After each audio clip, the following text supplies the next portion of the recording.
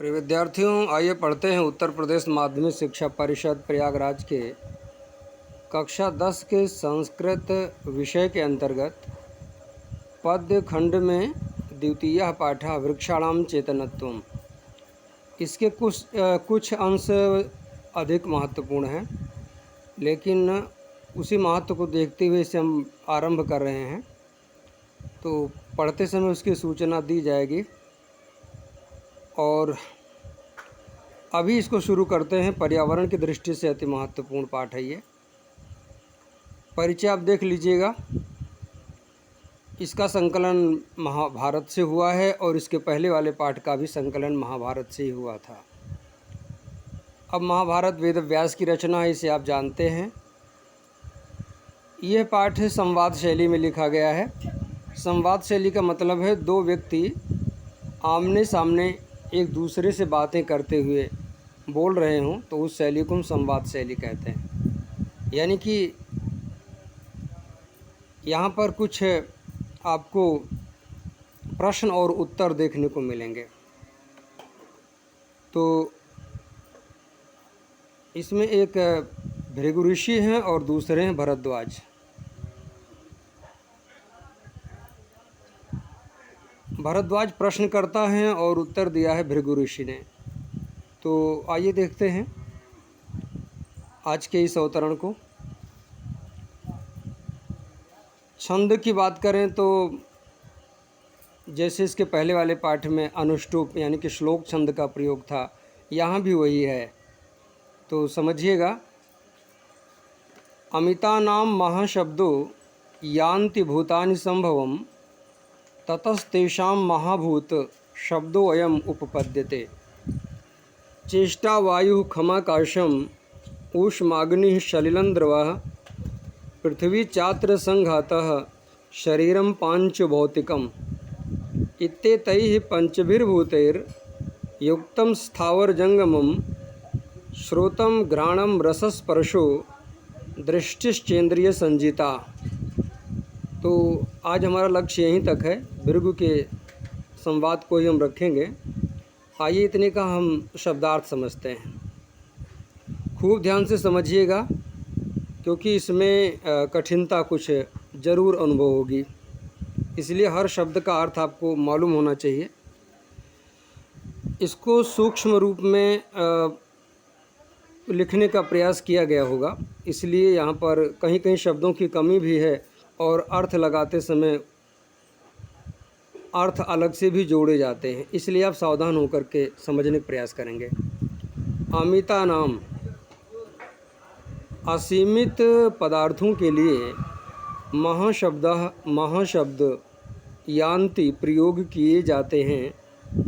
भूतानि प्राणियों के संभवम उत्पत्ति स्थल अर्थात उत्पत्ति के कारण, ततः इसलिए तेषाम उनके लिए अर्थात जो प्राणियों के उत्पत्ति के मूल आधार हैं, अर्थात प्राणियों की संरचना जिन तत्वों से हुई है उनके लिए महाभूत शब्द अयम यह उपपद्यते प्रयोग किया जाता है। इसका एक अर्थ और ले सकते हैं, उपयुक्त है अर्थात उचित है। तो हम यहाँ उचित वाले अर्थ को रखेंगे।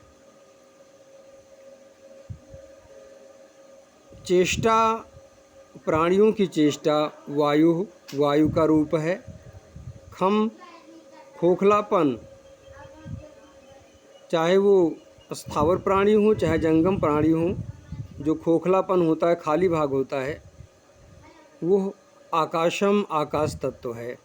ऊष्मा, प्राणियों के अंदर विद्यमान जो ऊष्मा होती है, अग्नि तत्व है। सलिलम, और जो भी जल तत्व है। द्रवाह, जो तरल पदार्थ है। सलिलम यानी कि जल तत्व है, द्रवाह तरल पदार्थ। जैसे खून, जो शरीर में रक्त जो प्रवाहित होता है, या और तमाम जो तरल तत्व में मिलते हैं, वो सब जल के ही रूप हैं। यानी कि तरल पदार्थ सलिलम जल तत्व हैं। अब आपको यहाँ पर इन तत्वों की जानकारी हुई, 3 हो गए हैं।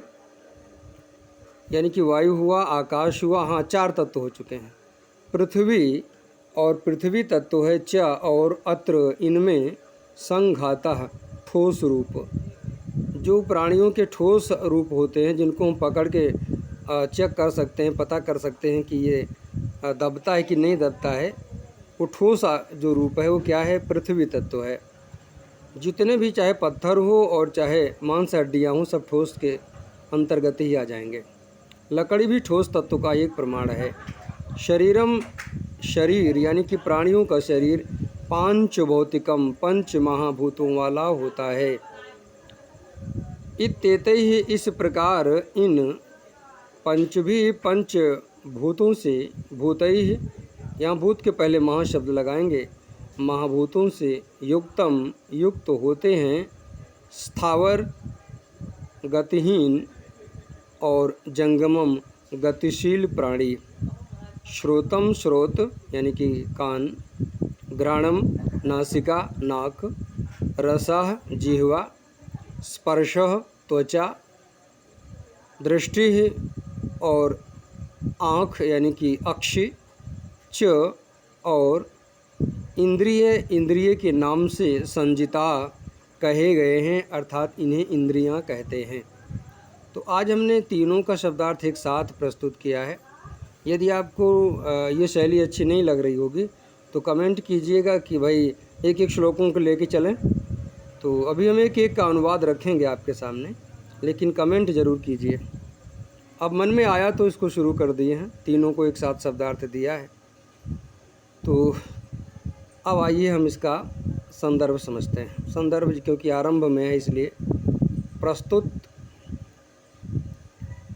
संस्कृत पद्यांश हमारी पाठ्य पुस्तक संस्कृत के पद्यपीयूषम खंड के वृक्षाणाम चेतनत्वम शीर्षक पाठ से अवतरित है।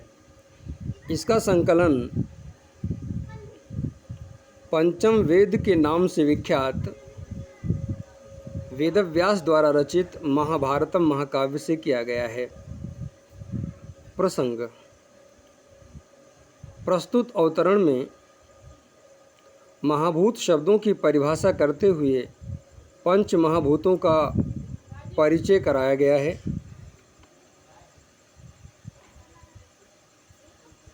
हाँ, एक शब्द नज़रअंदाज हो रहा है, भृगु उवाच, शब्द देख लीजिएगा। भृगु यानी कि भृगु, ऋषि उवाच बोले, तो इसका हम अनुवाद में प्रयोग कर रहे हैं। महर्षि भृगु बोले, प्राणियों के संभव के मूल कारण असीमित पदार्थों के लिए महाशब्द प्रयोग किए जाते हैं।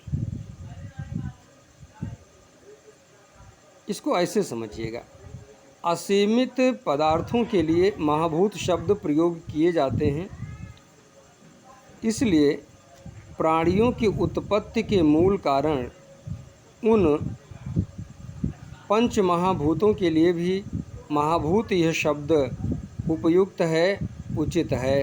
अर्थात यदि उन्हें महाभूत कहा जाए तो वह सही कहा जा रहा है, वास्तव में पंच महाभूत ही होते हैं।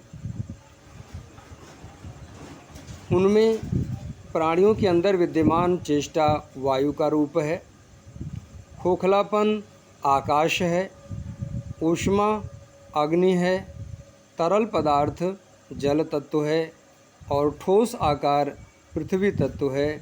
इस प्रकार प्राणियों का शरीर पंच महाभूतों वाला होता है।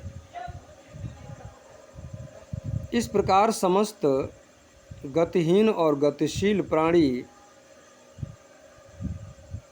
इन पंच महाभूतों से युक्त होते हैं।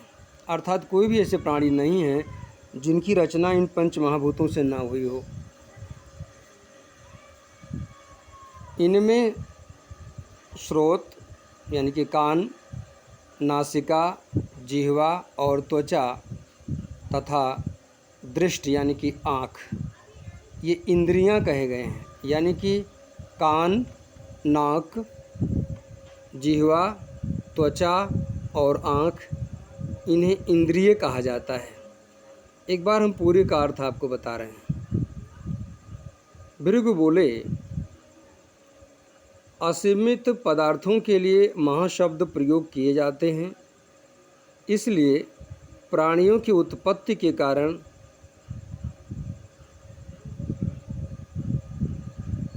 उन समस्त तत्वों के लिए महाभूत यह शब्द उचित है। चेष्टा वायु, खोखलापन आकाश, ऊष्मा अग्नि, तरल तत्व यानी तरल पदार्थ जल, ठोस आकार पृथ्वी रूप है। इस प्रकार इनका शरीर पंच महाभूतों वाला होता है। सभी प्राणी इन पंच महाभूतों से युक्त होते हैं, चाहे वो गतिहीन हों चाहे गतिशील हों। इनमें कान, नाक, जिह्वा, त्वचा और आँख इंद्रियां कहे गए हैं। विद्यार्थियों, अनुवाद यहीं तक है। 2 बार अनुवाद हमने पढ़ा है। यहाँ केवल ज्ञानेंद्रियों का उल्लेख किया गया है, और वो इसलिए क्योंकि ये सब इन तत्वों से सीधे संबंधित हैं। जितने तत्व उतने इंद्रियों का उल्लेख किया गया है। तो छोड़िए, उसकी चर्चा नहीं कर रहे हैं। कमेंट में आप बताइएगा। बहुत व्याख्या की आवश्यकता नहीं महसूस कर रहा हूँ, इतने से आपका काम चलेगा। आइए व्याकरण के तत्व समझते हैं। अमिता नाम न मिता नाम, यहाँ पर नए तत्पुरुष समास लगाया गया है। महाशब्द में कर्मधारय समास है। ततः धन तेषाम, यहाँ पर विसर्ग संधि है। महाभूत शब्दः धन अयम, यहाँ पर विसर्ग संधि है। और आप देखेंगे तो उसमें एक सूत्र मिलेगा, अतोरु रप लुताद रप लुते, ये सूत्र मिलेगा, ये उसी से संबंधित है। खम धन आकाशम, यहाँ पर दीर्घ स्वर संधि है। आकाशम धन ऊष्मा धन अग्नि, तो ऊष्मा धन अग्नि में भी दीर्घ स्वर संधि है। आकाशवाणी दीर्घा सूत्र लगा है। चा धन अत्र, यहाँ भी दीर्घ स्वर संधि है। और इति धन एतैः में यड़ संधि की गई है। पंचभीर भूतैर, पंचभी धन भूतैः, यहाँ पर विसर्ग संधि है। और भूतैः धन युक्तम, यहाँ पर भी विसर्ग संधि की गई है। दृष्टि धन च धन इंद्रिय, दृष्टि धन चा, यहाँ पर विसर्ग संधि है।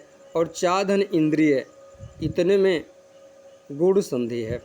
तो विद्यार्थियों, ये हुआ व्याकरण का तत्व। एक बार फिर बता रहे हैं कि यदि आपको कोई अतिरिक्त जिज्ञासा बन रही है तो कमेंट में बताइएगा, उसे हम आने वाले अगले वीडियो में कवर करने का प्रयास करेंगे। आज यहीं तक। हाँ, एक चीज़ ज़रूर याद रखिएगा, परीक्षा में महाभारत से जुड़े हुए बहुत कम तो 3 प्रश्न आएंगे ही, इसलिए आपको यह ज्ञान होना चाहिए कि कौन कौन से पाठ महाभारत से लिए गए हैं। आज यहीं तक। शुभम भूयात्।